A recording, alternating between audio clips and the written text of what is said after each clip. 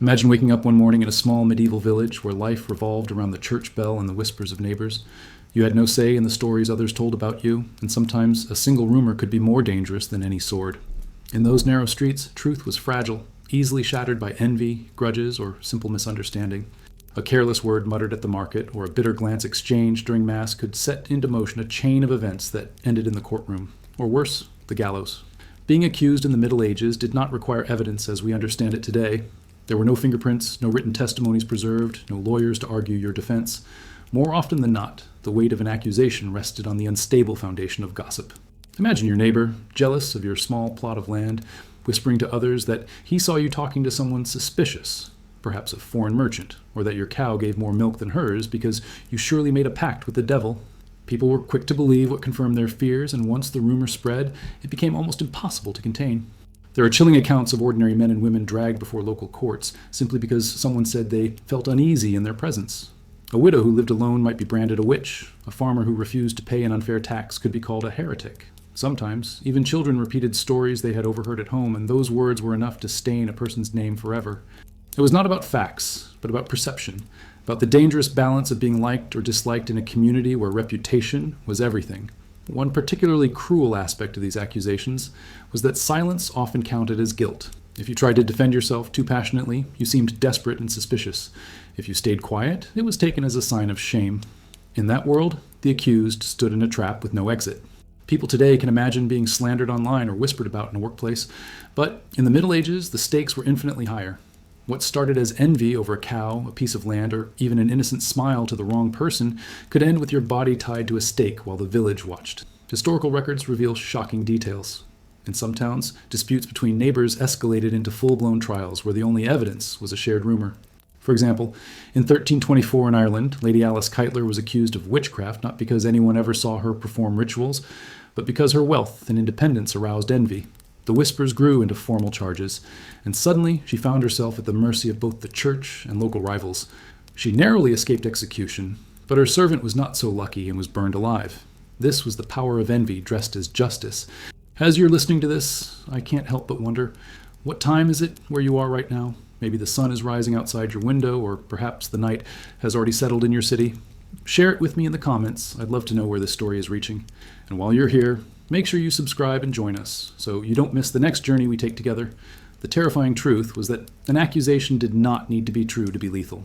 It only needed to be believed. And belief spread like fire in a society drenched in fear of the unknown.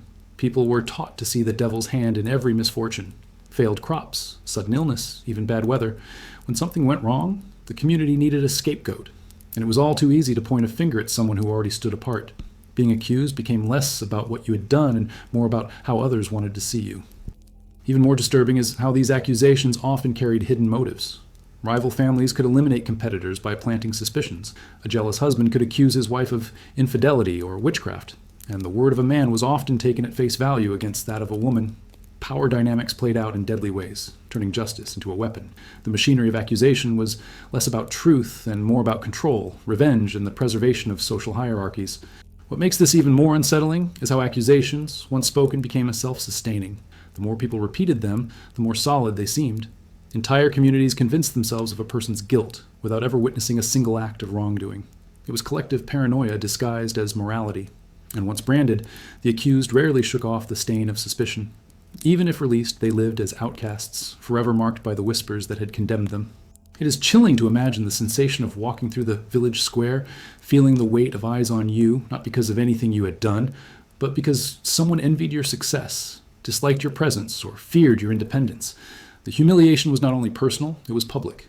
People would spit as you passed, children would mock you, neighbors would avoid you. Your world shrank to the size of your accuser's imagination, and every breath became a reminder that you were living on borrowed time. This atmosphere of suspicion turned every ordinary act into potential danger. Owning a black cat, healing someone with herbs, or even laughing too loudly at the wrong moment could trigger suspicion. People learned to suppress individuality, to walk carefully, to blend into the crowd. Survival meant not drawing attention, because envy and gossip were as sharp as any blade. And in a time when words weighed heavier than facts, accusation was a silent death sentence waiting to be spoken. And yet, the danger of accusation was only the beginning. Once the whispers solidified into formal charges, the accused faced a system that was just as cruel as the gossip that had delivered them there. What awaited was not an impartial hearing, but a theater where the outcome was already tilted against them, a stage where envy turned into power and justice became a twisted performance. In the medieval world, once an accusation took hold, the next obstacle was not only the rumor itself, but the court where the case would be decided.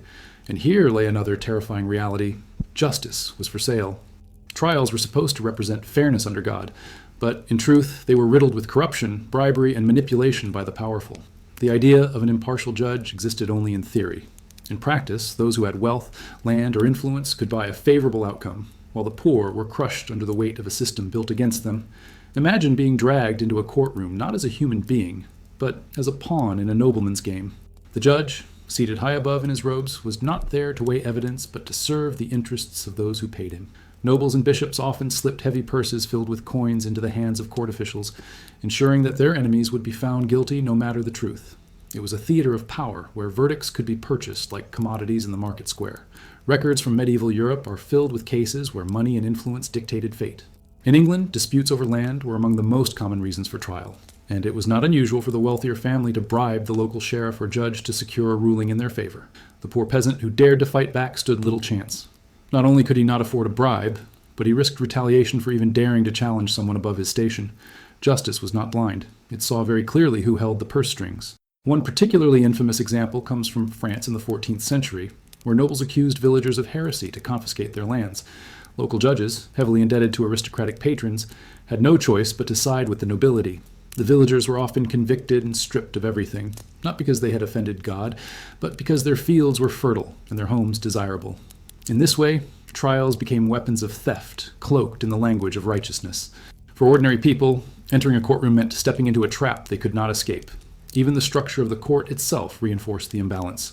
The accused often had to stand, while judges and accusers sat comfortably above, a visual reminder of hierarchy. Those accused rarely had the right to defend themselves properly. Lawyers, where they existed, were a luxury afforded only to the elite. Most peasants spoke in dialects different from the Latin used in official records, making it nearly impossible for them to even understand the proceedings that determined their lives. Worse still, the intertwining of secular courts and church authority magnified the corruption. Bishops and abbots, wielding immense influence, often manipulated trials to protect church property or punish those who dared question religious authority. A noble who donated generously to a monastery might find himself shielded from accusations, while a poor man who skipped paying his tithes could find himself branded as defiant and dangerous. The blending of faith and politics made the courtroom a place not of truth, but of control. The role of personal connections was just as significant as money. If you had friends among the powerful, your chances of surviving trial were much greater. If you had enemies, no matter how baseless their claims, their voices carried weight simply because of who they were. A whispered accusation from a knight's wife or a bishop's cousin could outweigh a dozen testimonies in your favor. Justice was tilted by bloodlines and influence, reinforcing the suffocating social hierarchy of the time. It is important to understand that this corruption was not a secret. People knew it, they feared it, and yet they could do nothing to stop it. Villagers spoke quietly about judges who lived in mansions far grander than their salaries could ever explain, or about verdicts that seemed decided before trials even began. But to question it openly was to risk being accused yourself. Fear maintained silence, and silence allowed the cycle of bribery and injustice to thrive. What made the system even more insidious was that bribes were not always obvious bags of gold. Sometimes they came in the form of land promises, political loyalty, or even marriages arranged to secure an alliance. The lines between justice and politics blurred so completely that the courtroom became just another battlefield for the ambitions of the elite. For the accused, this meant their fate was never in their own hands, but in the invisible deals, struck in candlelit chambers long before they ever stood trial. There were occasional stories of poor villagers who managed to survive by sheer luck or through the rare intervention of a sympathetic cleric, but these were exceptions, not rules. For most, the corruption of judges meant there was no path to freedom. Even if innocent, the scales of justice were already tipped before the trial began. This deep corruption added another layer of despair to the medieval experience of accusation. Not only were you vulnerable to gossip and envy, but even if you reached the stage of a trial, the very institution meant to protect truth was rigged against you. You could not trust the judge, the accusers, or even the supposed sanctity of the church's involvement. It was a performance, and the outcome was written before the first words were spoken. And yet, even this corruption was not the most terrifying part of medieval trials. Beyond the bribery and manipulation, there existed a system of divine proofs, so cruel and bizarre that they pushed the accused into the most desperate circumstances imaginable. These so-called trials by ordeal promised that God himself would reveal the truth, but in practice, they became another weapon of terror, where pain and suffering were passed off as the voice of heaven. One of the most haunting aspects of medieval justice was the reliance on ordeals, those so-called proofs of God that transformed trials into spectacles of suffering. The belief was simple, yet terrifying.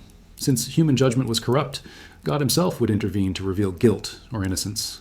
On the surface, this might have seemed reassuring, but in practice, it placed the accused in impossible situations where survival was unlikely. The ordeal was less a test of truth than a brutal ritual, and every villager knew that once you faced it, your chances of walking away free were slim. Imagine being told that to prove your innocence, you must plunge your arm into boiling water and retrieve a stone from the bottom. The court would then wrap the wound and wait several days to examine it. If it healed cleanly, you were considered innocent. If it festered, you were guilty. The absurdity was that infection was almost inevitable in a world without hygiene or medicine. Innocence and guilt became dependent on whether your body resisted disease, not on whether you had committed a crime. Equally chilling was the ordeal of hot iron. The accused would be forced to carry a bar of burning metal across a set distance. The hand would be bandaged, and after a few days the wound was inspected. Here again, the line between innocence and guilt was decided by something as unpredictable as the body's natural healing. To the medieval mind, scars were not just physical, they were divine messages, but to the accused, they were sentences carved into flesh. Then there was the ordeal of water, perhaps the most infamous. The accused would be bound and thrown into a river or pond. The logic was that pure water, created by God, would reject the guilty and cause them to float, while the innocent would sink. The paradox is chilling. To float was to be declared guilty, but to sink often meant drowning before anyone could intervene. It was a test where both outcomes carried death. Villagers gathered on riverbanks to watch, some praying, others treating it as entertainment, while a bound human thrashed in terror against the weight of judgment disguised as faith. One historical case illustrates just how devastating these ordeals could be. In 1215, in the German city of Göttingen, a woman accused of witchcraft was subjected to the water ordeal. She floated, as nearly every person would when bound tightly, and this was taken as undeniable proof of guilt. Despite her pleas, she was condemned and executed, her body serving as a warning to others. No one asked whether the test itself was flawed. The spectacle mattered more than the truth. The cruelty of these ordeals lay not only in the pain, but in the illusion of fairness. People were told that God would decide, and so the responsibility of the judges and accusers disappeared. It was a perfect system for those in power. They could avoid accountability while cloaking injustice and divine will. For the accused, it was like being placed on a stage where every audience member already believed the script was written by heaven, even though the actors knew the ending was human-made. What made ordeals even more terrifying was their public nature. Entire communities gathered to watch someone plunge their arm into boiling water or carry burning iron. It was not simply a test, it was a performance, reinforcing fear and obedience. Children watched neighbors scream in pain, internalizing the message that dissent was dangerous. The community became complicit, their silence strengthening the power of the ordeal. Fear was woven into daily life, and the memory of screams lingered long after the ritual ended. It is worth noting that some clerics and scholars doubted the fairness of these trials. By the early 13th century, the Church officially began to distance itself from ordeals, especially after the Fourth Lateran Council of 1215 forbade priests from participating. Yet the practice did not vanish overnight. In many villages, the belief in divine justice was so deeply rooted that ordeals continued for decades, even centuries. The Church's retreat did little to protect those still trapped in local courts, where tradition outweighed reform. There were also subtler forms of ordeal, like the trial of the blessed morsel, where the accused would eat a piece of consecrated bread or cheese. If they choked or turned pale, it was considered proof of guilt. The human body, subject to nerves, fear, and even allergies, became the stage upon which innocence was judged. To live under this system was to know that your own biology could betray you in front of a hostile crowd. These ordeals left scars, not just on bodies, but on communities. They normalized cruelty, making suffering part of the judicial process. People grew accustomed to seeing neighbors burned, drowned, or maimed in the name of justice. And with each act, the threshold of horror was pushed further. Fear became a tool as sharp as the iron bars and as merciless as the boiling water. Yet, as horrifying as the ordeals were, they were only the gateway. If a person somehow survived or endured, they were still not free. Surviving the ordeal did not always bring exoneration. It could simply prolong the torment. Because in the medieval system, even endurance was not enough. There remained another layer of cruelty, one that twisted words and pain into confessions. If divine signs could not provide clarity, there was always the human hand ready to force the truth. through methods more brutal than any boiling water or burning iron. If the ordeals were not enough to crush a person, the next stage of medieval justice was designed to break the body and spirit beyond recognition.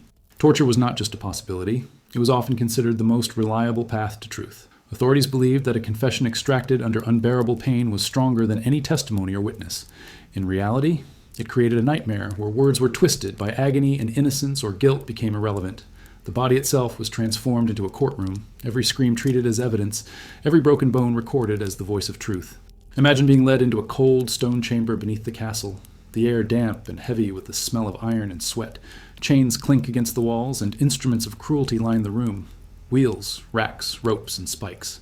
Your accusers tell you calmly that all you must do is confess. Confess that you spoke to the devil. Confess that you stole what was not yours. Confess that you're guilty of whatever crime they chose to attach to your name.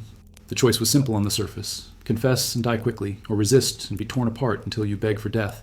But in truth, there was no choice at all. The rack was perhaps the most infamous tool of medieval torture.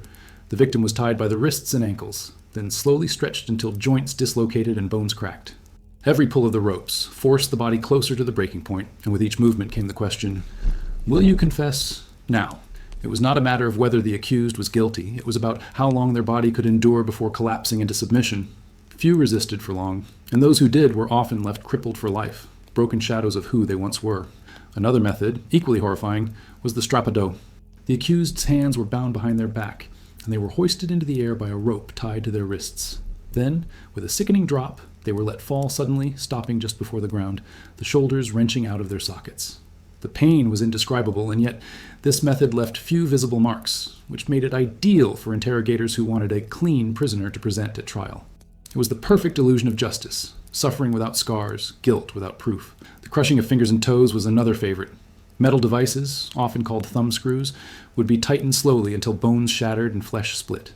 Each turn of the screw was accompanied by the same cold demand: admit your crime. It is almost unbearable to imagine how something so small and precise could generate so much agony, reducing the human body to a mechanism of pain and obedience. And then there was the wheel, one of the most gruesome punishments in medieval Europe. Victims were tied to a large wooden wheel and their limbs smashed with hammers before the body was woven through the spokes. Sometimes they were left there to die slowly, exposed to the sun, birds, and insects. In some accounts, the accused lingered for days, their broken bodies serving as both a warning and a spectacle for those who watched. The torture was not just about extracting confessions, it was about instilling terror in anyone who dared to imagine resisting authority. Torture chambers were not hidden from society. In fact, they were often an open secret, and the fear of them was enough to keep communities obedient. People whispered about the screams that echoed through the walls of castles or town halls, reminders of what awaited those who dared to challenge the system. In some cases, torture itself became a performance, with townsfolk allowed to watch as a prisoner writhed in agony, their pain transformed into both justice and entertainment. The cruel irony is that torture often produced confessions that were absurd, yet still accepted. A woman accused of witchcraft might confess to flying through the night or speaking with demons, not because she believed it, but because the pain forced her to say anything that would make it stop. Once written down, these confessions were treated as irrefutable truth, reinforcing the cycle of accusation and punishment. The more grotesque the confession, the more convinced the public became that evil truly walked among them. There are chilling examples recorded throughout Europe. In 1591, Agnes Sampson, accused of witchcraft in Scotland, was tortured until she confessed to meeting with the devil. Her confession was celebrated as proof of a witch conspiracy, fueling even more accusations. Across Germany, during the height of witch trials, victims under torture admitted to impossible crimes, causing storms, poisoning rivers, or even transforming into animals. The physical agony forced them to construct fantastical lies that became the foundation for further bloodshed. But torture was not only about extracting words, it was also about silencing resistance. A noble who stood against a rival might find himself in the dungeon, his screams echoing through the halls until he swore allegiance. A villager who refused to pay taxes could be broken until he accepted guilt for a crime he never committed. Torture was the most efficient weapon of control. It crushed the body, rewrote the mind, and erased the will to resist. For the accused, there was no safety in silence and no freedom in speech. Whether you confessed or resisted, the outcome was almost always the same. Torture did not open the door to acquittal. It only smoothed the path to execution. The condemned often left the chamber not as people, but as shadows, broken and drained, ready to be paraded before the community as living proof of their supposed guilt. And still, as brutal as torture was, it was not the end of the nightmare. The torment of the body gave way to the spectacle of the soul's destruction. Once the confession was secured, the punishment itself awaited, a sentence carried out not in the shadows of a dungeon, but under the open sky, before the eyes of neighbors, friends, and family. What began as whispered envy, what grew into bribed judgment and twisted ordeals, ended in the public theater of death, where justice became not only cruel, but a form of entertainment. Once the confession was extracted, whether by fear, by ordeal, or by the breaking of bones in the torture chamber, the medieval trial moved toward its final stage, the punishment itself. And here, the cruelty of the system revealed its most theatrical face. Execution was not just a sentence, it was a performance, a public ritual staged in the open air with the entire community summoned to witness. What might seem today like the darkest of punishments was, in the Middle Ages, woven into the fabric of daily life. To see someone die was to see authority at work, to watch justice made flesh, to be reminded of your place in a society held together by fear. Imagine the morning of an execution. The church bells rang not for prayer, but for spectacle. Crowds poured into the town square, families bringing their children, merchants closing their stalls to watch. The condemned was paraded through the streets, often forced to wear humiliating clothing or signs of their crime. In some towns, they were placed in carts or tied to wooden frames, dragged past the houses of those who had accused them. It was a final humiliation before death, a march of shame where every eye stared and every whisper carried the weight of judgment. For many, the gallows was the most common fate. A wooden structure stood prominently in the square or on a hill outside the village, visible from far away, so that everyone knew what awaited those who defied authority. The condemned stood with a rope around their neck, sometimes granted a final prayer, sometimes mocked by the crowd. The drop was rarely clean. Bodies often writhed for minutes, choking and twisting as the audience gasped, cheered, or prayed. To die this way was not only to lose your life, but to offer your body as a lesson carved into memory. But hanging was far from the only punishment. Decapitation, reserved for nobles and those deemed worthy of a quicker death, became its own ceremony. A skilled executioner could end a life with a single swing of the sword, but many were not skilled, and history records horrific scenes where the axe struck multiple times before the head was finally severed. In England, the execution of Mary, Queen of Scots, in 1587 became infamous for this reason. 3 blows were needed before the ordeal ended. The crowd witnessed every strike, a reminder that even in death, dignity was not guaranteed. The burning of bodies at the stake was perhaps the most terrifying punishment, especially for those accused of heresy or witchcraft. Bound to wooden posts, surrounded by bundles of dry straw, the condemned felt the heat long before the flames reached their skin. Eyewitnesses wrote of screams that echoed for minutes as fire consumed flesh, of faces blackened and twisted in pain while the crowd looked on. To the authorities, this was purification by flame, a symbolic destruction of evil. To the condemned, it was agony beyond comprehension. And to the people who watched, it was both horror and entertainment, a spectacle that blurred the line between justice and cruelty. Executions were not only brutal, they were also meant to be memorable. Authorities staged them with precision, ensuring the message of fear reached as far as possible. In some cases, bodies were left hanging in the open for days, carrion for birds and beasts, so that villagers passing by would see and remember. In France and Germany, dismembered body parts were sometimes displayed on city gates, grim trophies that whispered warnings to travelers. The punishment did not end with death. The corpse itself became an instrument of control. There were also more specific and symbolic forms of punishment. Blasphemers might have their tongues torn out. Thieves could lose their hands, their mutilation marking them for life. Adulterers were paraded naked through the streets, their shame as public as their supposed crime. Every punishment was tailored not only to hurt, but to humiliate, ensuring that justice was not a quiet act, but a communal memory. Fear worked best when shared, and so the spectacle ensured that everyone, from the youngest child to the oldest elder, carried the lesson home. Yet, even as people gathered to watch, reactions were complex. Some came out of duty, forced to attend by law. Others came with curiosity, unable to resist the pull of death on display. Many felt horror, but hid it behind silence, knowing that to question the cruelty was to risk suspicion themselves. And some, disturbingly, enjoyed it. Accounts describe crowds laughing as victims screamed, executioners taunting the condemned, children playing as bodies burned. What was supposed to be solemn justice often became a macabre carnival. This normalization of death shaped medieval culture in profound ways. People lived daily with the knowledge that justice was not only corrupt and cruel, but also public. To see someone executed was to be reminded that life was fragile, reputation was dangerous, and authority was absolute. It taught obedience more effectively than sermons ever could, and the execution ground became a classroom of fear, where every death reinforced the power of church and crown. And yet, there were cracks in the system. Occasionally, an execution stirred sympathy rather than fear. When someone clearly innocent or deeply loved was condemned, the crowd sometimes shifted, murmuring against the cruelty. There are accounts of villagers throwing stones at executioners, or priests struggling to maintain order as emotions boiled over. These moments revealed the tension beneath the surface that, even in a society dominated by fear, human hearts could resist the spectacle. But those rare sparks of compassion rarely changed the machinery of death. The authorities relied on repetition, on constant reminders to keep the population under control. And as generations passed, the sight of burning flesh or swinging corpses became as common as church festivals or market days. Justice and cruelty were braided so tightly together that people no longer saw where one ended and the other began. What began as a whisper of envy in a marketplace, what grew into bribed judges and twisted ordeals, what shattered bones in the torture chamber, always ended here, before the crowd, under the open sky, where the final act of fear was carried out. And still, behind all the flames and ropes and blades, one deeper truth remained, that this was never truly about justice. It was about power, and power in the Middle Ages demanded not only obedience, but the constant reminder that lives could be ended at any moment. And so, the spectacle of punishment became the final chapter in the medieval trial, but not the end of the story. Because long after the flames died and the gallows emptied, the echoes of fear lived on in those who survived. Communities carried these memories like scars, and the legacy of such cruelty shaped how people trusted one another, how they whispered rumors, how they prayed for protection. The trial did not end with the body of the condemned. It lingered in the soul of the society, reminding everyone that the machinery of accusation, corruption, ordeal, torture, and death could start again with just a single rumor. The executions may have been the end for the condemned, but for those left behind, the trial never truly ended. The echoes of judgment seeped into the very fabric of medieval society, leaving scars not only on individuals, but on entire communities. Living in that world meant existing under a constant shadow, where fear, suspicion, and silence shaped everyday life. The machinery of justice did not vanish with a body left to rot on the gallows.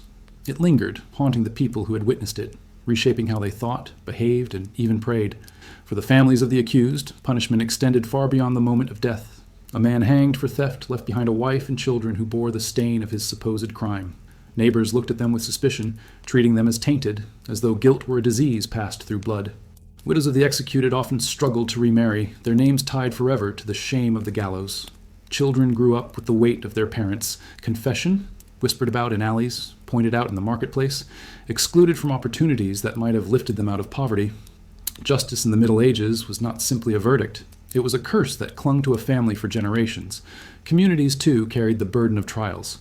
Villages that witnessed repeated accusations became fractured by mistrust. Every neighbor could be a potential accuser, every argument a possible death sentence waiting to happen. Fear rewrote social bonds, transforming friendships into fragile arrangements of survival.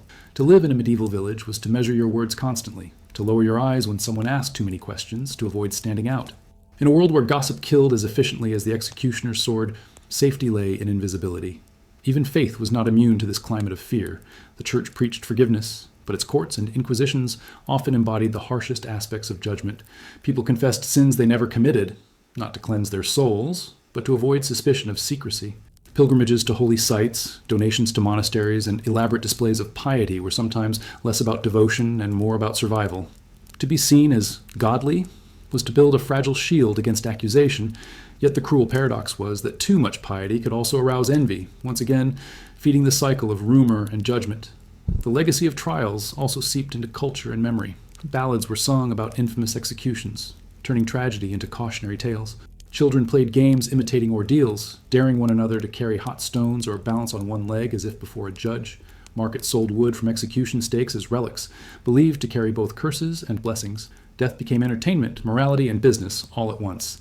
The medieval imagination could not escape the spectacle, because it was written into the rhythms of daily life.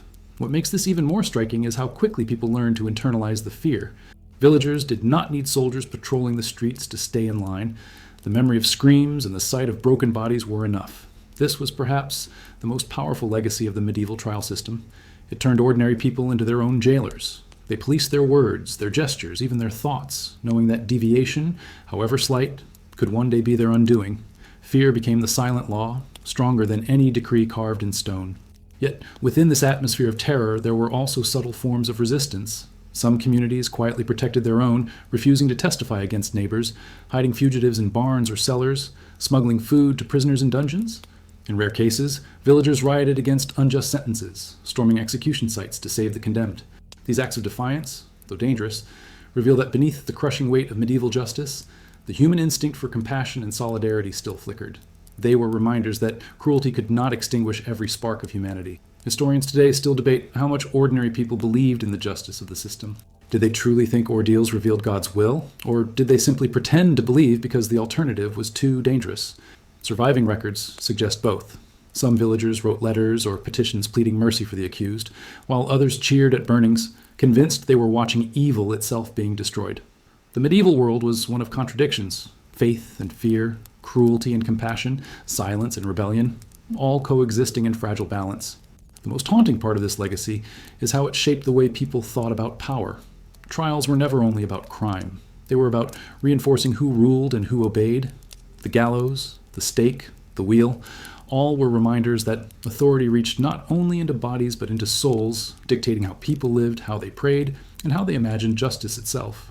Long after the condemned were forgotten, the system endured, shaping generations who grew up under its shadow. And even centuries later, echoes of those medieval trials remain. Modern societies may no longer burn witches or stretch prisoners on racks, but the memory of public punishment, of confessions forced by fear, lingers in our collective history. It shaped how law developed, how authority justified itself, and how ordinary people learned to survive under systems of control. The legacy of medieval justice is not locked in the past. It whispers still, a reminder of how fragile fairness can be and how quickly fear can take its place. Because in the end, the medieval trial was never simply about guilt or innocence. It was about control over the body, over the community, over the imagination itself. And once a society learns to live under such control, it carries the scars for centuries, long after the flames have died and the gallows have rotted away. The medieval trial system did not exist in isolation. It was deeply entwined with one of the most powerful institutions of the time, the Church. Religion was everywhere in the Middle Ages. Bells marked the hours of prayer, saints were invoked for every illness, and priests held authority not only over souls but also over bodies. In this world, crime was rarely seen as just a matter of law. Every accusation, every punishment, every execution was also framed as a struggle for faith. To disobey a king was to sin against God, and to break a local ordinance was to risk damnation. This fusion of law and religion gave the Church immense influence over trials, turning justice into a theater of both earthly and divine power. When someone was accused of heresy, blasphemy, or witchcraft, the Church often took the lead. Bishops, abbots, and inquisitors presided over cases where the line between sin and crime disappeared. A farmer who refused to tithe could be tried not as a debtor, but as a rebel against divine order. A healer who used herbs to cure illness could be accused not of practicing medicine, but of consorting with demons. The language of accusation was always wrapped in theology, and this gave it a weight that was almost impossible to fight. To argue against your accuser was not only to defy a human authority, but to risk being branded as an enemy of God himself. Church courts, known as ecclesiastical tribunals, operated with their own procedures, often harsher and more secretive than secular ones. The Inquisition, perhaps the most infamous example, created a system where mere suspicion could lead to arrest. An anonymous tip was enough to place someone in chains. Records from Spain, Italy, and France show how inquisitors used their authority to silence not only heretics, but also critics of the Church, rivals in politics, or anyone who threatened their power. The accused were questioned endlessly about their beliefs, often without knowing who had accused them or what evidence existed. It was a system that thrived on fear and secrecy. Confession, once again, became the ultimate prize, and the Church used torture with the same zeal as secular courts. Instruments such as the rack or the strapado were employed not just to extract words, but to break the soul, to force the accused into admitting sins against God. These confessions, whether true or fabricated under agony, were then read aloud in public, turning the victim's voice into the Church's weapon. The paradox was cruel. The very words that proved the accused's damnation were the same words torn from them by suffering. One particularly chilling aspect of ecclesiastical trials was the obsession with heresy. To question doctrine was seen as more dangerous than theft or even murder, because it threatened the unity of the faith. Entire groups could be condemned for their beliefs. The Cathars in southern France, for example, were hunted and exterminated in the 13th century, their trials serving as justification for massacre. The Church presented this not as political conquest, but as holy purification, turning trials into stepping stones for crusades. Faith was not just a matter of the soul, it was a weapon of war. Even more haunting was the role of witchcraft trials, which blended superstition, misogyny, and religious authority into one of the darkest chapters of medieval justice. Women who lived alone, midwives who assisted in births, or simply those whose behavior was seen as unusual could be accused of practicing sorcery. The Church declared that witches were agents of Satan, and so trials became acts of exorcism as much as legal proceedings. Burning at the stake was framed as cleansing fire, the soul supposedly purified even as the body screamed in agony. Communities accepted this as divine justice, rarely questioning the brutality that destroyed so many lives. The influence of the church extended even into everyday accusations. Swearing in God's name, skipping Sunday Mass, or speaking disrespectfully of a priest could bring punishment. Trials were not only about grand charges like heresy, they were about control of daily behavior, ensuring that every action, every word was aligned with the authority of both church and state. It was a system where morality, law, and survival became indistinguishable, all enforced under the looming threat of judgment. Yet there was also a paradox. The church preached mercy, forgiveness, and redemption, but its trials rarely reflected these virtues. A condemned heretic might be given the chance to repent, but repentance usually meant exile, lifelong penance, or death. Mercy became another tool of power, granted or withheld at will. Even acts of clemency served to remind the people that salvation came only through obedience. Fear of hell was mirrored by fear of the courtroom, binding the spiritual and the earthly in chains that few could escape. What made the church's role even more powerful was its monopoly on knowledge. Trials were recorded in Latin, a language most villagers could not understand. Priests interpreted scripture, inquisitors interpreted confessions, and ordinary people had no choice but to trust, or to pretend to trust, their authority. The truth was not something you could see or hear directly. It was mediated through the words of those who judged you, and this gave them the freedom to shape reality itself. Still, not all within the church accepted these methods. Some priests and scholars argued that torture corrupted the truth, that forced confessions dishonored God. A few risked their own safety to advocate for justice, writing secret letters or speaking carefully in defense of the accused. But these voices were rare, drowned out by the machinery of power that demanded obedience and fear. The church's involvement in trials ensured that justice was never simply about crime.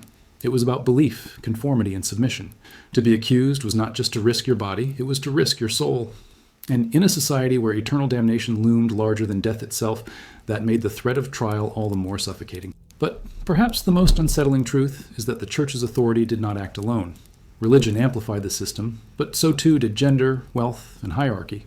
For those most vulnerable, especially women, the poor, and outsiders, the courtroom became a trap from which escape was almost impossible. And it is in this intersection of fear and inequality that the next, even darker layer of medieval justice revealed itself. Among all the groups targeted by medieval justice, none suffered more cruelly or more consistently than women. Gender shaped every stage of accusation, trial, and punishment.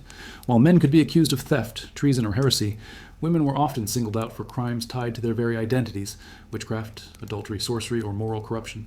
In a world dominated by male authority, from kings to bishops to village elders, women became convenient scapegoats for fear, envy, and superstition.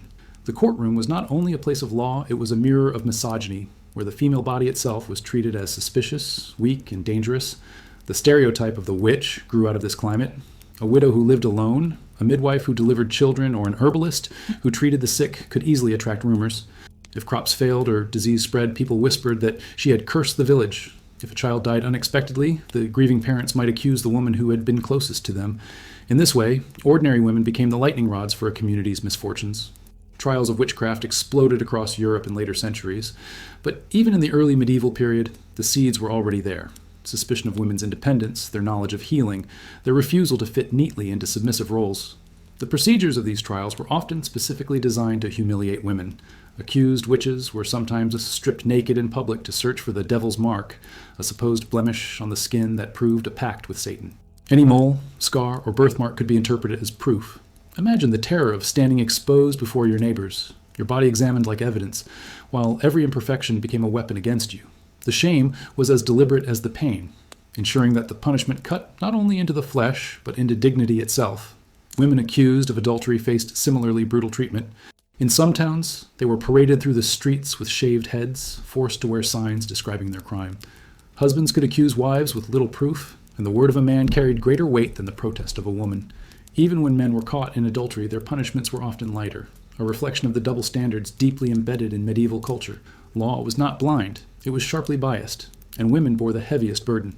One infamous example is the case of Marguerite Porete, a French mystic and writer. She authored The Mirror of Simple Souls, a spiritual text that questioned established theology. In 1310, she was condemned by the Inquisition for heresy, and despite being a woman of remarkable intellect, she was burned at the stake in Paris. Her trial reveals not only the fear of unorthodox ideas, but also the particular suspicion aimed at women who dared to speak publicly about faith. Her voice, like so many others, was silenced by fire, yet her writings survived, offering a glimpse of the courage it took to resist in a world designed to erase her. The cruelty extended beyond the courtroom. In daily life, women were taught to fear accusation and to conform to rigid expectations.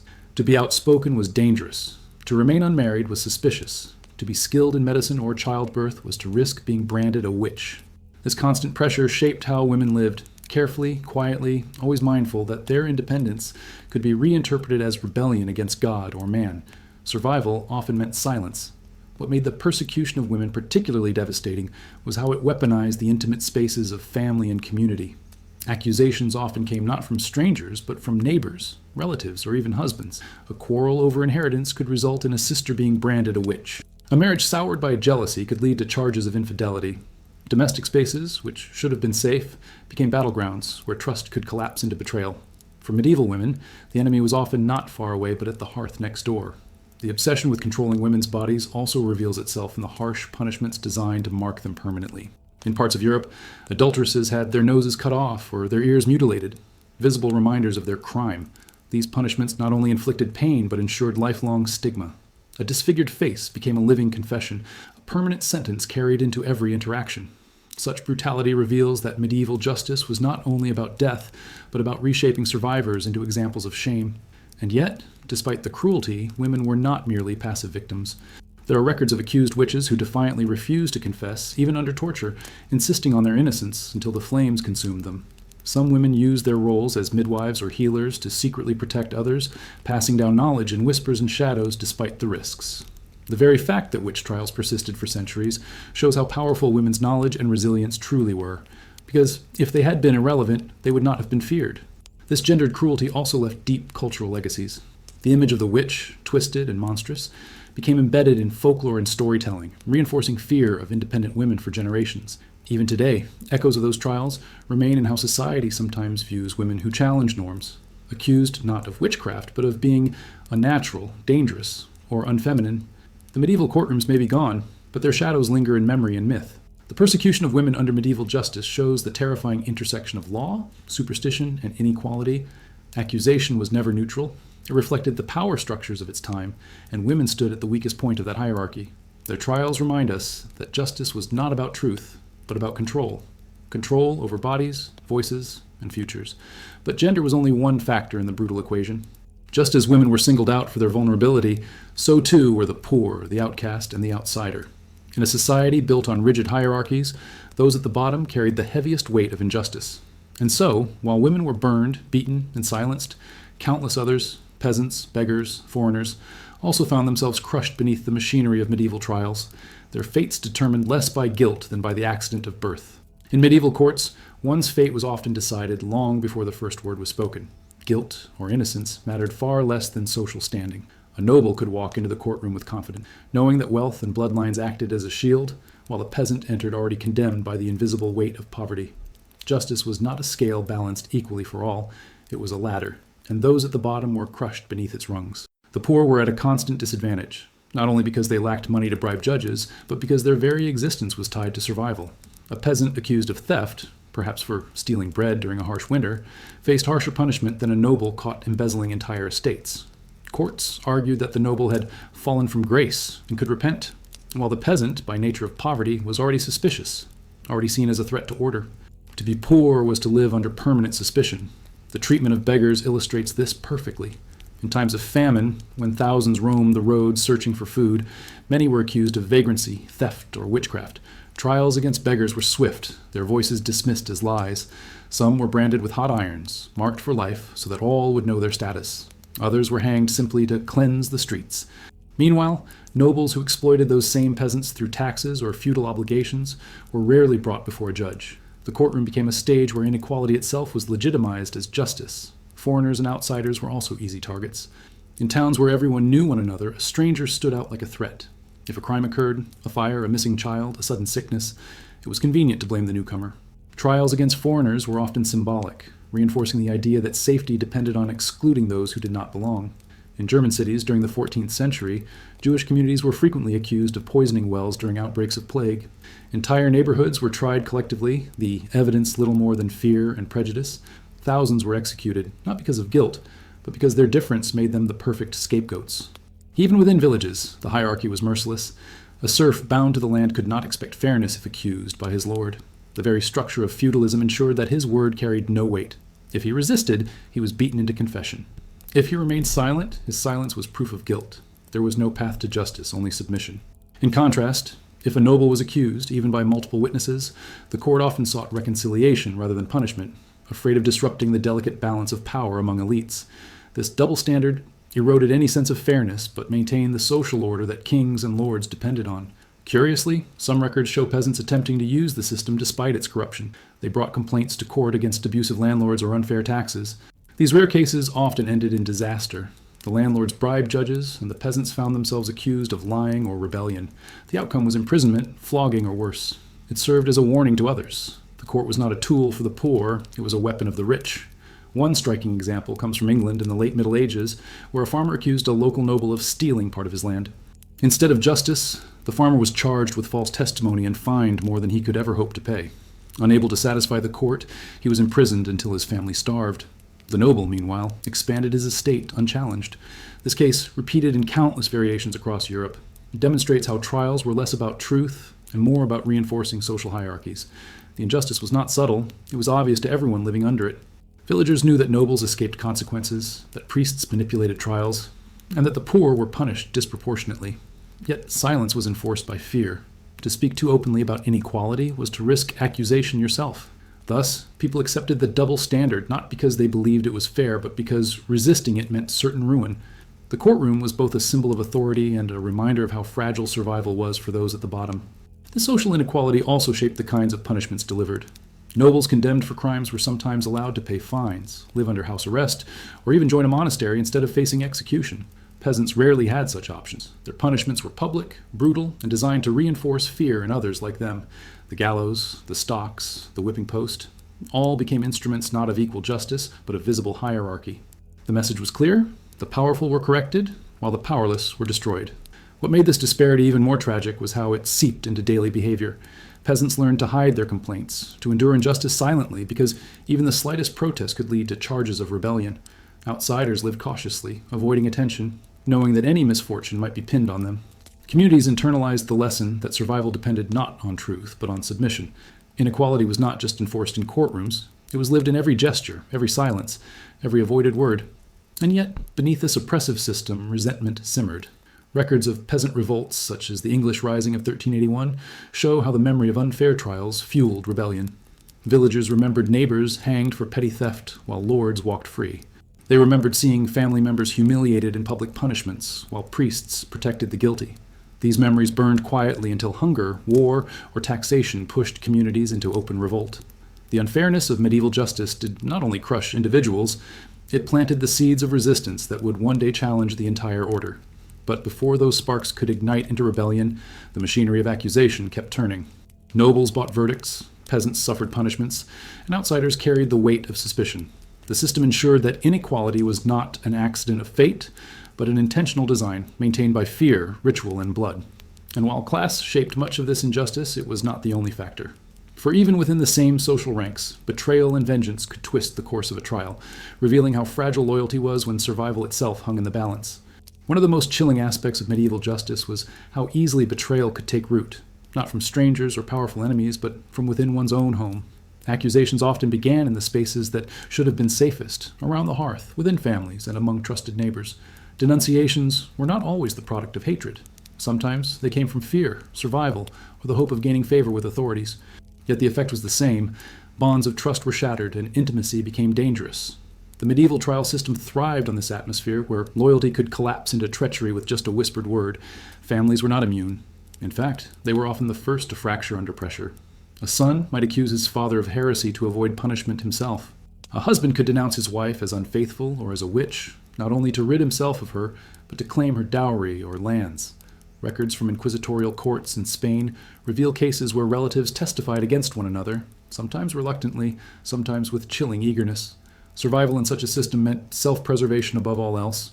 To protect oneself, one might offer the life of a loved one as the sacrifice. One story from 14th century Germany tells of a woman accused of witchcraft whose own daughter was pressured to testify against her.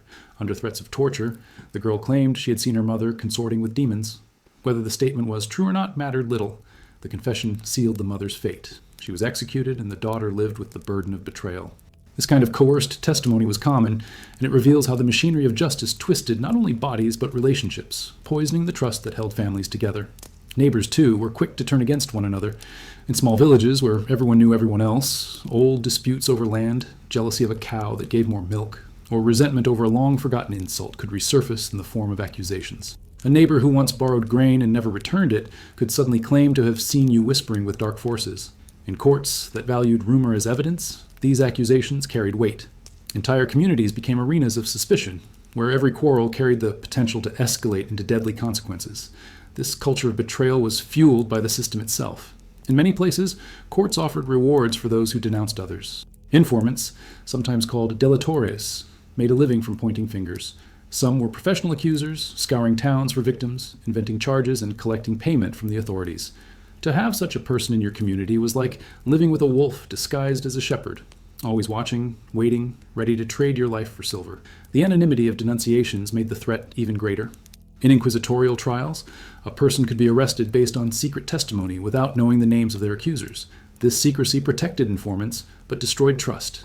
Anyone could be the one who whispered your name to the judge, your cousin, your business partner, even your closest friend.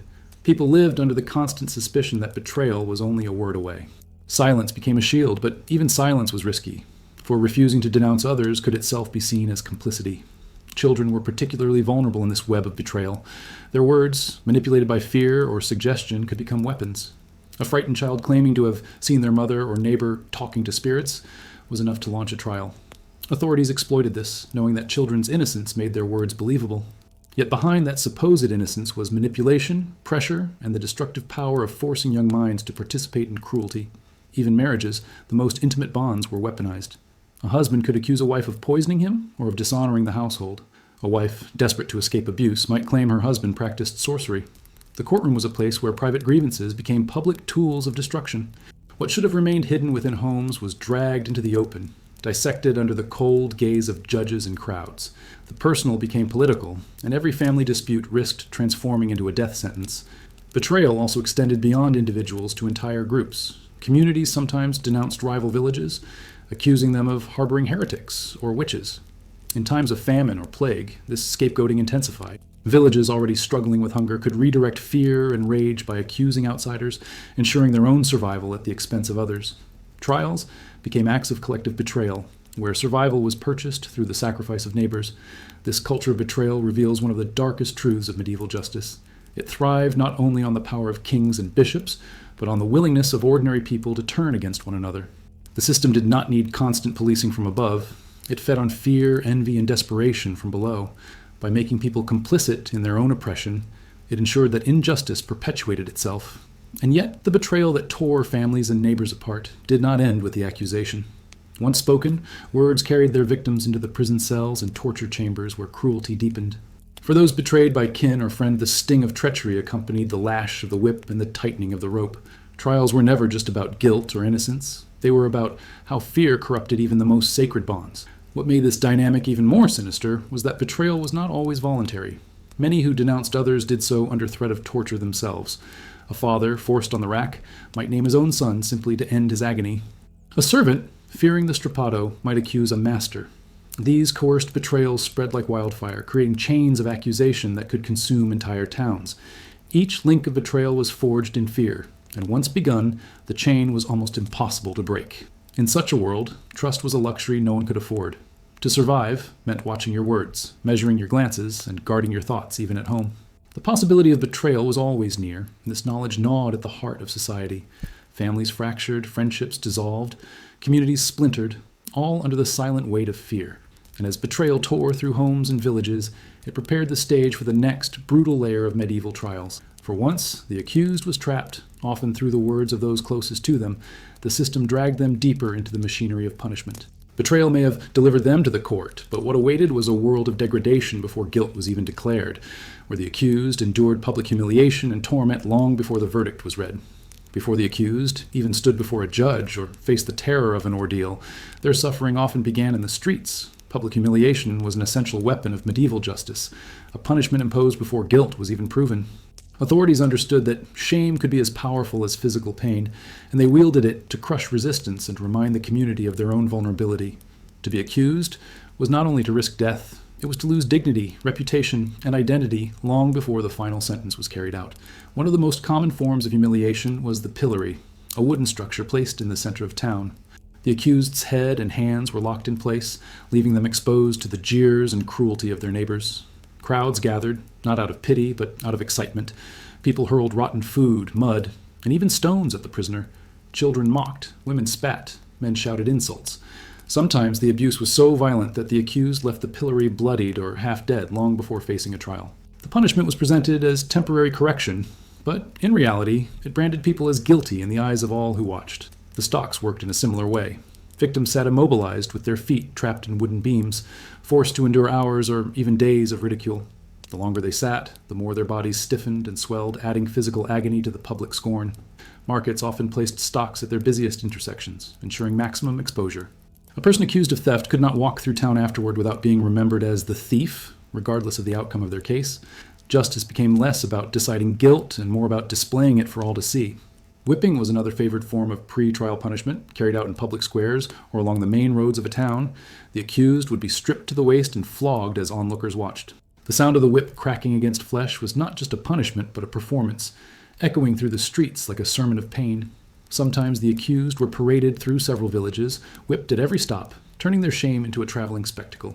The wounds themselves might heal, but the memory never disappeared. People remembered the screams, the red welts, the tears, and those memories acted as invisible chains long after the physical ones were removed. Branding carried humiliation one step further. A hot iron pressed into the skin marked thieves, adulterers, or liars for life. Letters like T for thief or F for forger burned into the flesh became permanent sentences. The accused could never hide their past, never escape the whisper of their supposed guilt. Branding was not just about punishing a crime, it was about transforming a body into a living proclamation of shame. Every glance, every interaction became a reminder of the stigma etched into the skin. Sometimes, humiliation became almost theatrical. In certain towns, adulterers were forced to ride backward on donkeys through the streets, holding tails in their hands as crowds laughed. Bakers accused of selling underweight bread might be tied to their ovens or paraded with loaves hanging from their necks. These punishments blurred the line between justice and entertainment, turning human suffering into comedy for spectators. The cruelty was sharpened by mockery, ensuring that shame cut even deeper than physical wounds. The communal aspect of these punishments reveals their true purpose: control. By forcing the accused to suffer humiliation in front of neighbors, authorities transformed punishment into a lesson for everyone. Fear was contagious. Watching a man whipped for theft reminded others not to steal. Seeing a woman branded for adultery warned others to guard their behavior. The spectacle reinforced hierarchy and obedience, ensuring that even before the trial began, the community was already complicit in its outcome. What made the stage even more insidious was its timing. These humiliations often happened before guilt was fully established.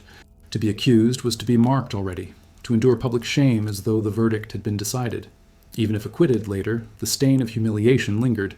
People remembered the spectacle, not the acquittal. Innocence could not erase the image of someone in the stocks or screaming under a whip. In this way, the punishment became irreversible no matter what the judge declared afterward. There were also psychological consequences that lasted long after the event. To be ridiculed in front of neighbors was to lose the fragile social bonds that meant survival in medieval life. Trust collapsed. Friendships dissolved. An accused person could find themselves ostracized, unable to trade goods, find work, or marry. Public humiliation destroyed not only the body, but the fabric of daily existence. The accused became ghosts in their own communities, alive but socially dead. Historical accounts remind us how devastating this could be. In England, during the 14th century, records tell of women accused of scolding or gossiping who were punished with the scold's bridle, an iron cage placed over the head with a spike that pressed into the tongue. Forced to walk through the streets in this device, they were mocked mercilessly. Even if no further punishment followed, their reputations were ruined forever. The bridle silenced them physically, but more importantly, it silenced them socially. They became warnings, living reminders of the cost of defiance. These practices reveal the paradox of medieval justice. Trials were supposed to determine guilt, but humiliation made that determination unnecessary. The moment you stood in the stocks or felt the whip, you were guilty in the eyes of the people. Justice had already been carried out, long before the verdict. It was a system designed not to discover truth, but to display obedience, to make suffering visible as a lesson carved into memory. And yet, as cruel as these humiliations were, they were still only the beginning. For once the accused survived the stocks, the pillory, or the lash, they often found themselves in places far worse than the public square. Behind the spectacle lay the darkness of the medieval prison, damp, suffocating, and filled with disease. If humiliation tore apart dignity in the open air, imprisonment devoured body and spirit in the shadows, preparing the condemned for whatever awaited in the final judgment. If the public humiliation of the square stripped a person of dignity, the medieval prison stripped them of humanity itself. Long before a verdict was declared, the accused could spend weeks, months, or even years in confinement. And these were not prisons in the modern sense, with cells, guards, and some semblance of structure. They were dungeons, dark, airless spaces hidden beneath castles, cathedrals, or town halls, designed less to hold people safely than to erode their bodies and crush their spirits. To enter one was to step into a slow, living death, where every day was another sentence passed on flesh and mind. The first thing most prisoners encountered was the stench. Medieval dungeons were notorious for their filth. Human waste, rotting straw, and the bodies of those who had died before filled the air. Rats and insects swarmed freely, biting at skin and feeding on wounds. Many prisoners were shackled to the walls or floors, forced to sit in their own waste for days at a time. The lack of light made it impossible to tell night from day, disorienting the mind until hours blended into weeks. Hunger gnawed constantly. Bread crusts and dirty water, if anything at all, were the only nourishment. Disease thrived in such conditions. Tuberculosis, dysentery, and plague spread quickly among the confined. In some prisons, jailers accepted bribes to provide food or slightly better straw, but the poor, who had no coins to spare, were left to rot. Death often came not from execution, but from sickness, starvation, or despair. For those who survived, the dungeon became a purgatory, a place where every breath was a negotiation with death. Yet prisons were not merely holding places. They were instruments of punishment themselves. Shackles were deliberately heavy, designed to wound ankles and wrists. Some prisoners were forced into cages too small to stand or lie down, condemned to contort their bodies until bones ached and muscles gave out. Others were locked in stocks even within the cells, kept immobile in darkness for days. The torment was not always active, but constant, an unending erosion of the body through deprivation and discomfort. One infamous example comes from the Tower of London, where noble prisoners were sometimes held in relatively comfortable chambers, but commoners languished in underground cells known as Little E's. These spaces were built deliberately too small for standing, sitting, or lying comfortably. A person confined there was trapped in endless, painful contortion, a living metaphor for the distortion of justice itself. To survive Little E's for even a few days was considered nearly impossible. Some dungeons were designed as public warnings. In Italian cities, prisoners were occasionally displayed in open cages, exposed to weather and ridicule, slowly wasting away where all could see. In German territories, the Iron Maiden, though more legend than reality in most cases, symbolized the terrifying idea that prisons could become instruments of execution in themselves. The line between confinement and punishment blurred until they became one and the same. The psychological torment was as devastating as the physical. Prisoners lived with uncertainty, never knowing when or if their trials would take place. Days dragged by in silence, broken only by the cries of others being tortured in nearby chambers. Some lost their minds entirely, babbling incoherently or clawing at the walls until their nails broke. Others clung desperately to prayer, carving crosses into stone with their chains, whispering psalms through cracked lips. The dungeon was a place where faith was tested, where hope decayed, and where survival meant holding on to the faintest threads of humanity. And yet, prisons also created opportunities for corruption. Jailers often acted less as guardians of justice and more as merchants of survival. For the right price, they could provide extra food, cleaner water, or even opportunities for escape. Wealthy prisoners might smuggle letters to family or bribe their way into more comfortable conditions. The poor, of course, had no such options. For them, every day in the dungeon was a slow descent into oblivion. Justice became yet another commodity, bought and sold in the shadows of stone walls. Curiously, some records show that communities viewed imprisonment not with pity, but with satisfaction. Seeing someone locked away reassured villagers that authority was present and active. Tales of dungeons spread through gossip and rumor, amplifying their terror. Children were warned that misbehavior might land them in the dark with the rats. In this way, prisons served not only to confine individuals, but to discipline entire societies, embedding fear in every hearth and home. What made imprisonment particularly insidious was that it was often indefinite. Trials moved slowly, and some prisoners never faced formal judgment at all. They simply wasted away until death claimed them, their names forgotten, their supposed crimes erased. The dungeon swallowed not just lives, but memory, erasing individuals from history as though they had never existed. For the families of the accused, the uncertainty was torment in itself, never knowing whether their loved one would return, confess, or be executed. And still, prison was not the final destination. It was merely another step in the machinery of medieval justice, softening the accused for whatever awaited next. A prisoner weakened by hunger and sickness was more likely to break under torture. A prisoner humiliated and starved was more likely to confess. Confinement prepared the body and the mind, making resistance nearly impossible. By the time the accused emerged from the dungeon, they were often already broken, shadows of themselves ready to be paraded through public punishment or dragged before executioners. In this way, medieval prisons were more than places of waiting. They were instruments of transformation, designed to strip people of identity, strength, and hope.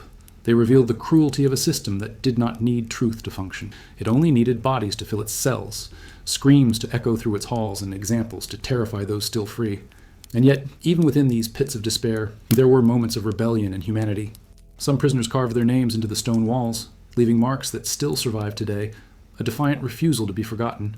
Others plotted escapes, bribing jailers or digging tunnels in desperate attempts to seize back their freedom. These rare acts remind us that even in the darkest dungeons, the human spirit sometimes flickered defiantly. But for most, the dungeon was not the end. It was the preparation for the end. For once the prison had done its work, once the body was weakened and the spirit subdued, the accused would be dragged back into the light, not for freedom, but for the most brutal and public acts of punishment yet to come. The medieval trial system, already poisoned by gossip, torture, and humiliation, became even more dangerous with the rise of professional informers, men and women who made their living accusing others. These were not simply neighbors settling grudges or frightened villagers succumbing to fear. These were opportunists who learned how to manipulate the machinery of justice for their own gain. They thrived in an atmosphere where accusation itself was treated as evidence, and they transformed survival into a business built on betrayal. Known in some regions as delatores, these informers prowled marketplaces, taverns, and churches, listening for anything that could be twisted into suspicion. A casual remark, an unguarded complaint about taxes, a moment of irreverence during a sermon, all could be weaponized. The informer would carry these words to the court, exaggerating them, reshaping them, ensuring that what began as gossip ended as accusation. For their trouble, they were rewarded with coin, privileges, or protection from prosecution themselves. The system did not just tolerate them, it depended on them, feeding the cycle of fear. One chilling aspect of these professional accusers was their anonymity. Many courts, particularly ecclesiastical tribunals, kept the identity of informers secret, claiming it protected them from retaliation. For the accused, this meant they never knew who had condemned them. Was it a jealous neighbor, a business rival, a supposed friend? The uncertainty tore communities apart, planting paranoia everywhere. Every smile could hide betrayal. Every handshake could conceal a dagger. The courtroom thus extended beyond its walls, casting suspicion into the very fabric of everyday life. Examples from inquisitorial records show how devastating these informers could be. In Spain during the 15th century, accusations of heresy against conversos, Jewish converts to Christianity, were often fueled by informers who invented stories of secret rituals. Entire families were destroyed on the word of a single informer, whose testimony was accepted as gospel truth despite lacking evidence. The Inquisition rewarded these accusers, ensuring a steady stream of denunciations. For those informers, fear was a currency and they spent it lavishly. Some informers went further, deliberately provoking crimes in order to accuse others. They encouraged blasphemous jokes, whispered about forbidden books, or tempted others into speaking recklessly, only to turn those words against them in court. They were not passive observers. They were predators, actively creating traps that turned ordinary people into victims. This made them more dangerous than any thief or murderer, because they corrupted the very possibility of trust. The greed of informers extended beyond coin. Many used accusations as a way to eliminate rivals. A merchant might accuse his competitor of dishonesty or heresy, clearing the way for his own business. A suitor might accuse a rival of witchcraft to win a marriage. In this way, trials became weapons, not just of the state or the church, but of private ambition. Personal vendettas wore the mask of justice, and informers played the role of executioners without lifting a blade. Communities, of course, recognized the danger. People whispered warnings about professional accusers, but they rarely dared confront them openly. To accuse an informer was to invite retribution, for the informer could easily twist the situation and turn the accusation back. The power they held was terrifyingly asymmetrical. They needed only suspicion, while their victims needed proof of innocence, a proof that rarely existed in a world where truth mattered less than fear.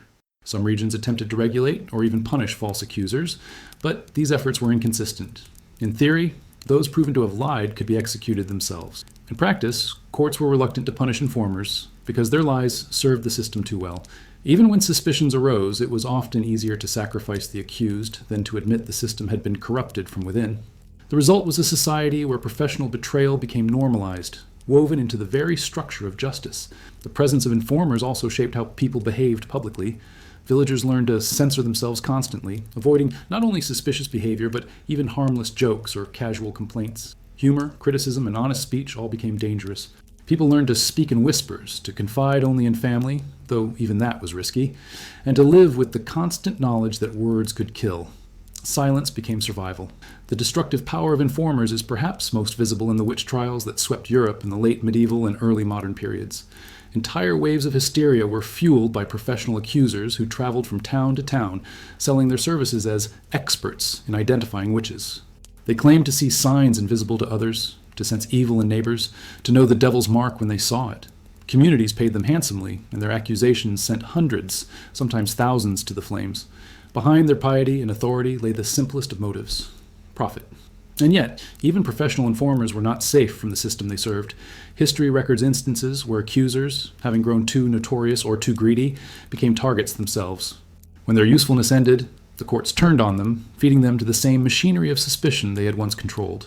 Betrayal consumed not only its victims, but its practitioners, ensuring that no one was ever truly safe. The rise of professional informers demonstrates how medieval justice was not only corrupt from above, but infected from below. It weaponized ordinary people, turning survival into betrayal, making accusation into currency.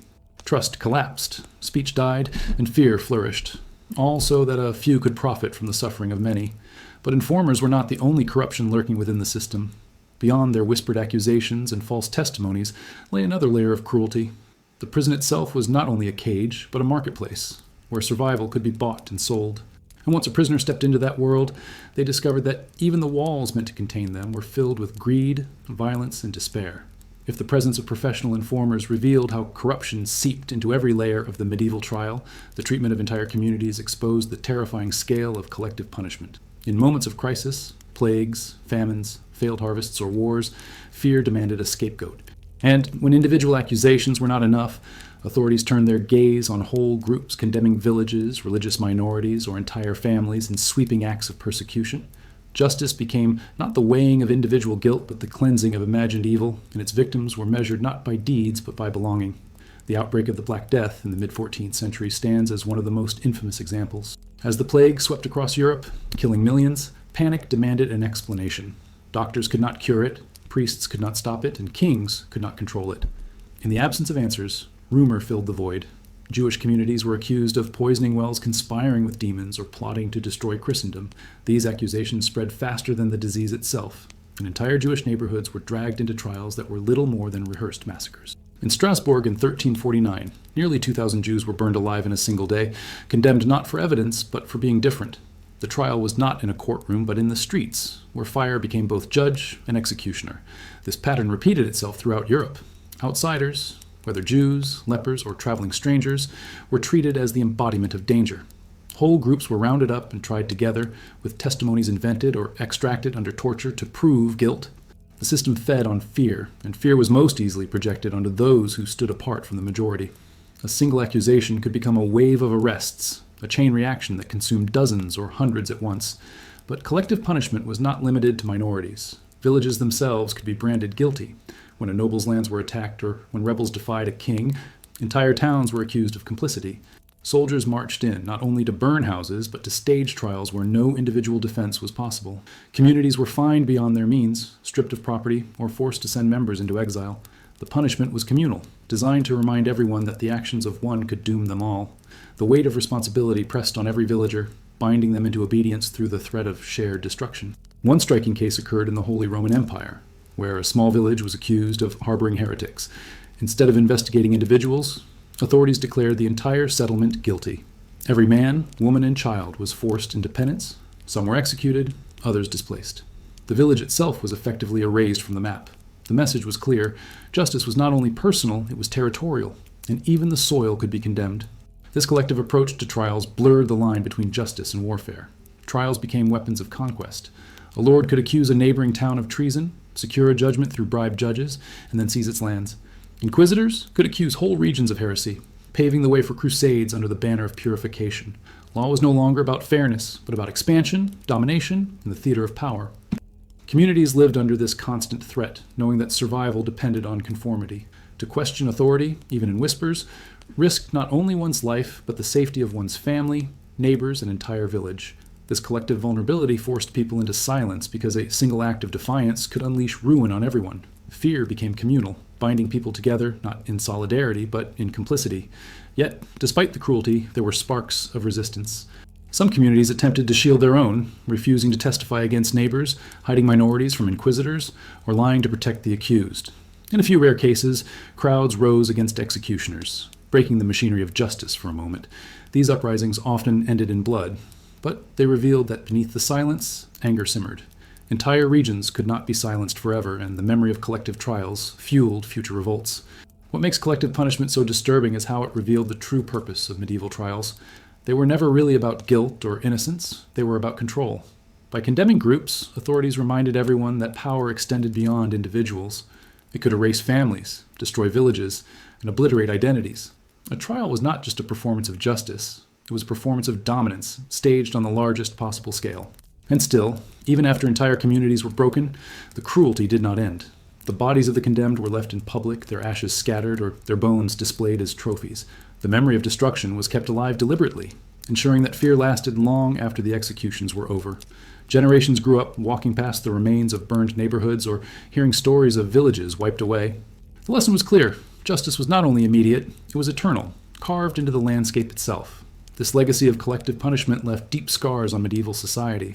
It fractured trust, hardened divisions, and embedded suspicion between groups. Minorities lived in constant terror, villagers learned to distrust outsiders, and communities understood that their survival depended on obedience.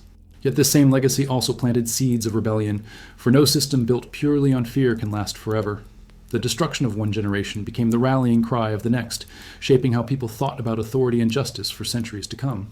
But the medieval system of trials still had one more weapon to wield. Beyond betrayal, humiliation, and collective destruction lay the final, most enduring lesson of all, the transformation of punishment into theater. For in the end, executions were not merely about death, they were about performance, about staging the power of rulers before the eyes of their subjects. And as communities gathered to watch, they were not only witnesses, but participants in the machinery of fear. By the time a medieval trial reached its conclusion, the machinery of fear had already done most of its work. Gossip had poisoned reputations, bribery had secured verdicts, ordeals and torture had wrung out confessions, and prisons had broken bodies and spirits. Yet all of this was only preparation for the final act, punishment staged as theater. The execution ground was not simply a place of death. It was a stage where authority performed its dominance, and the audience, whether they wished it or not, became part of the play. These spectacles were deliberately crafted to capture attention. Authorities understood that power had to be seen to be believed. A hanging in a quiet corner of the countryside would not suffice. The gallows was built in the town square on a hill or at a crossroads, where as many eyes as possible could witness it.